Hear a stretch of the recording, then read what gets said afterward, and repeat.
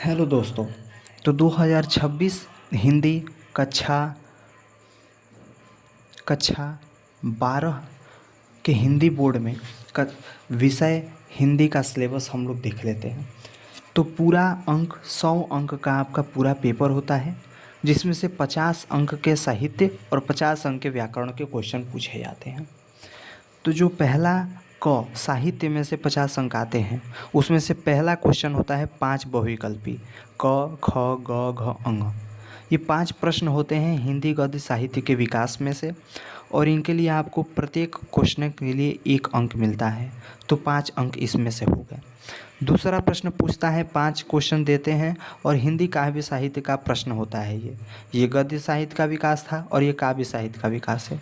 इसमें भी आपको 1 नंबर मिलता है एक क्वेश्चन को हल करने में। तीसरा प्रश्न होता है, पाठ्यक्रम में से गद्य पर आधारित 5 प्रश्न। मतलब आपको एक गद्य दे दिया जाएगा और उसमें से आपको 5 प्रश्न पूछे जाएंगे और प्रत्येक के लिए आपको 2 अंक मिलेगा। अगर आपने पाँचों प्रश्न कर दिए तो 5 दूनी 10 नंबर आपको मिल जाएंगे। चौथा प्रश्न पूछता है, पाठ्यक्रम में से पद पर आधारित 5 प्रश्न, और प्रत्येक प्रश्न के लिए आपको 2 नंबर मिलते हैं। तो 5 दूना में 10। इसके लिए आप अपने अगर प्रत्येक क्वेश्चन को हल कर लिया तो इसको भी आपको 10 अंक मिल जाएंगे।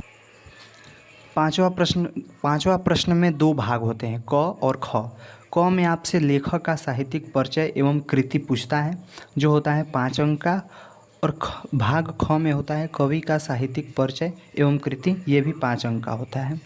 छठा प्रश्न होता है, पंचलाइट, बहादुर, ध्रुव यात्रा या फिर लाठी, इन चारों में से कोई एक आप तैयार कर लीजिएगा। उसका कहानी का सारांश आपको 5 अंक मिल जाएंगे। सातवां क्वेश्चन होता है, सत्य की जीत, खंड काव्य का कथासार अपने शब्दों में। तो सत्य की जीत हर साल आता है।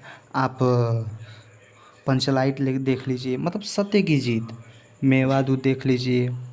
सत्य की जीत हर साल आता है। 14, 15, 16, 17, 18, 19, 20, 23, 24, 25 इस साल भी आया था, अगले साल भी आएगा, 2026 में भी आएगा। तो सत्य की जीत बहुत ही इम्पोर्टेंट है। इस कहानी का सारांश आप लोग याद कर लीजिएगा। अधिकतम आपको 80 शब्दों में ये लिखना होता है। इसके लिए आपको 5 अंक मिल जाते हैं। फिर आता है आपका व्याकरण खंड ख, जिसमें आपको 50 अंक मिलते हैं। इसमें 8वां क्वेश्चन होता है, संस्कृत के गद्यांश और श्लोक। एक गद्यांश दिया जाएगा, एक श्लोक दिया जाएगा। आपको इसका ससंदर्भ हिंदी में अनुवाद करना होता है। गद्यांश के लिए आपको 7 अंक और श्लोक के लिए आपको 7 अंक मिलते हैं। 9वां क्वेश्चन होता है, लोकोक्ति एवं मुहावरों में से किसी एक का अर्थ लिखकर वाक्य प्रयोग। आपको 2 अंक मिलते हैं इसके लिए। 10वां क्वेश्चन होता है, अपठित गद्यांश पर आधारित प्रश्न के उत्तर। मुख्य रूप से 3 प्रश्न पूछे जाते हैं आपको अपठित गद्यांश में से, जिसके लिए आपको 5 अंक मिलते हैं। 11वां प्रश्न में से क और ख, ग, घ इस 4 भाग होते हैं।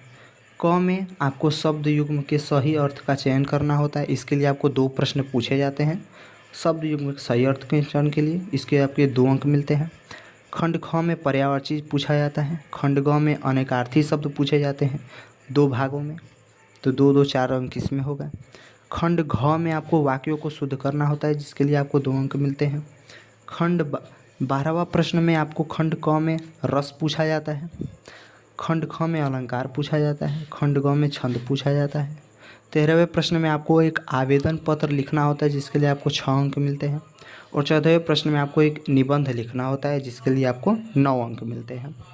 तो दोस्तों, रस, वीर रस, हास्य रस, इसको अच्छे से परिभाषा सहित आपको उदाहरण सहित इसको याद कर लेना है।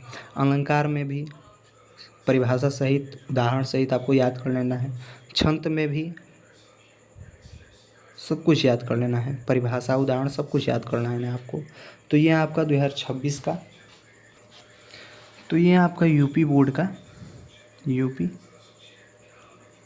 बोर्ड के लिए 2026 के हिंदी विषय के लिए कंप्लीट सिलेबस आपको मैंने बता दिया।